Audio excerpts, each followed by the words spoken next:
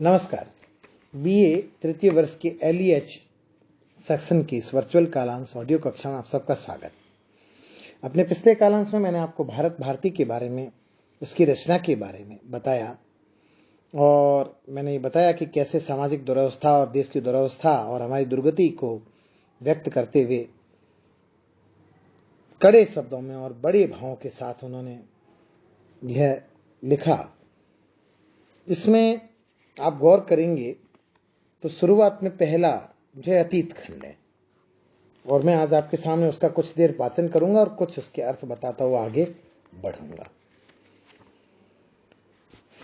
पहला अतीत खंड। जाहिर है अतीत का मतलब आपको पहले अपने इतिहास से परिचय कराना है कि आप क्या थे, कौन थे, क्या थे हम और क्या हो गए हैं अभी। ये इसका टैग लाइन है।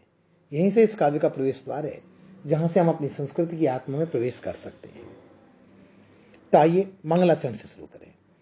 मानस भवन में आर्य जन जिसकी उतारे आरती, भगवान भारत वर्ष में गूंजे हमारी भारती। हो भद्र भावोद्भाविनी वह भारती है भगवते, सीतापते सीतापते गीतामते गीतामते। देखिए, मैंने अपने पहले कालांश में कहा था कि रामनवमी के दिन वो इस काम को शुरू करते हैं और जन्माष्टमी के दिन इस कार्य को समाप्त करते हैं। यानी भारत भारती का रचना कार्य जो है वो रामनवमी से लेकर और जन्माष्टमी के बीच है। अर्थात राम से शुरू होकर वे कृष्ण तक की यात्रा भारतीय संस्कृति के हर नायक में देखते हैं। हमारी संस्कृति का हर जाबाज जो है उसमें राम और कृष्ण की वह एक रूपता देखना चाहता है कवि। मानस भवन में आर्य जन जिसकी उतारे आरती। मन के मंदिर में, मन की गतिविधियों में हम श्रेष्ठ पुरुष जिसकी आरती उतारें। हे भगवान, उस भारतवर्ष में हमारी उस भारती मां भारती की आरती गुंजित होती रहे, उसका गान चहुदिश फैलता रहे। हो भद्र भावोद भाविनी, यानी सज्जनों के भावों का उद्बोधन हो, प्रकाशन हो, वे प्रसरण करे। हे भारती, हे भगवते, हे माता, आपसे यही करुण विनय अनुनय करते हुए प्रार्थना है।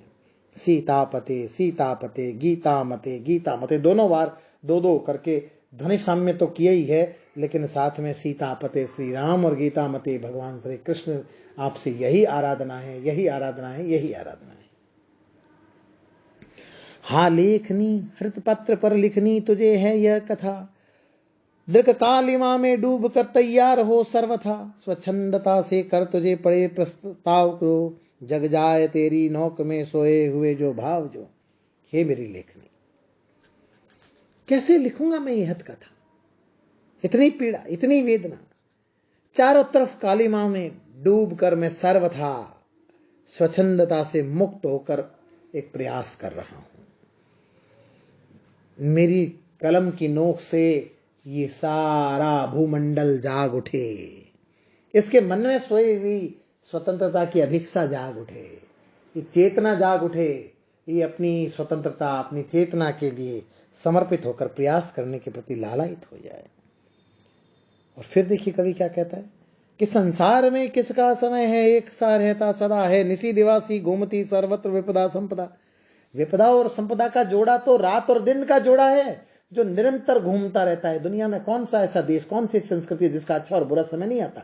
एक समय अच्छा चलता है, कुछ समय बुरा आता है, कभी दिन होता है, कभी रात होती है।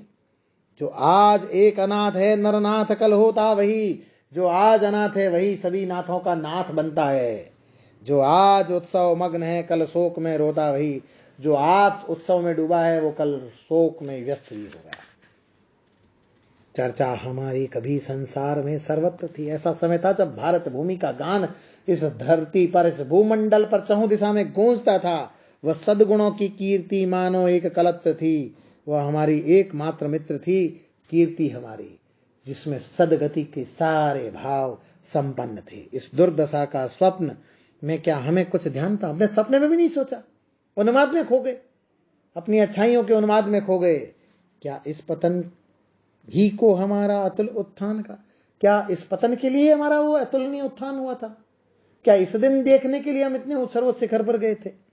देखिए कवि हुए वो कहते हैं, जो पावे अति उच्च पद ताको पतन निदान, जो तब तब मध्याह्न को अस्त होते भान वृंद, कवि का ये दोहा है। और वो कहते हैं जैसे सूरज सुबह उठता है और दोपहर को माथे पर होता है और शाम को चला जाता है, वैसे जीवन में उत्थान और पतन का क्रम निरंतर जारी रहता है। उन्नत रहता होगा कभी जो आज अवनत है अभी, जो हो रहा अवनत अभी उन्नत रहा होगा कभी। हंसते प्रथम जो पद्म है तम पंख में फैलते वही, मुरझे पड़े जो कुमुद अंत में हंसते है वही। देखिए कवि कहता है कि जो आज उन्नत है वो कभी कल अवनत भी होगा, अनुन्नत भी होगा। जो आज अवनत है वो कल उन्नत होगा, यानी उन्नति और अवनति का जोड़ा फिरता रहता है। हर देश काल वातावरण और संस्कृति में समय की गति एक सी नहीं रहती। जो आज हंस रहा है वो कल कीचड़ में सड़ेगा, जो आज कीचड़ में वो कल हंसेगा भी, खिलेगा भी। इसलिए हमें इन स्थितियों से एक मानकर रोना, संताप करना या एक तरह से उसमें बद्ध नहीं रहना चाहिए। उन्नति अवनति प्रकृति का नियम एक अखंड है। उन्नति और अवनति तो प्रकृति का एक अखंड नियम है। चढ़ता प्रथम जो व्योम में गिरता वही मार्तंड है। मैंने अभी अभी कहा वो जो आकाश में सूर्य चढ़ता है वह सबसे पहले दिन को उसी दिन शाम को गिर जाता है। अतएव अवनति हमारी कर रही उन्नति कला। इसलिए जो हमारी अवनति है वो उन्नति की कला का विधान करती जा रही है, उसमें भी उन्नति छुपी हुई है। उत्थान ही जिसका नहीं उसका पतन ही क्या भला। जिसका उत्थान नहीं होता तो उसका पतन भी नहीं होता, इसलिए उत्थान होगा उसका पतन भी होता है, जिसका पतन होता है उसका उत्थान भी होता है। हो न समत्ति के नंतर सोच अवनति का नहीं, हाँ सोच तो है जो किसी की फिर न हो उन्नति कहीं। चिंता नहीं जो व्योम विस्तृत चंद्रिका का हास हो, चिंता तभी जब हो न उसका फिर नवीन विकास हो। देखिए ये कह रहा है कि समुन्नति के अनंतर सोच अवनति का नहीं। आप गौर करिए, आपकी उन्नति के सोच के सामने अवनति का सोच कुछ भी नहीं है। असल में सोच ये है कि कहीं न कहीं किसी न किसी तरह से हमें उन्नति के पथ पर धावित होना है। हमें आकाश की चिंता करनी है, चंद्रमा की नहीं। चंद्रमा का हास और विकास तो होता रहेगा। चिंता तभी है जब न उसका फिर नवीन विकास हो। हम चिंता तब करते जब नए विकास की नई अवधारणाएं, नई आशाएं, नई उत्कंठाएं हमारे मन में समाप्त हो जाती, तब चिंता का प्रवेश होता है। जब तक नवीनता के प्रति आपके अंदर उत्साह है, सक्षमता है, सबलता है, सजगता है, सचेतनता है, संवेदना है, तब तक आप विकास के पथ पर पथारूढ़ रहे। नमस्कार।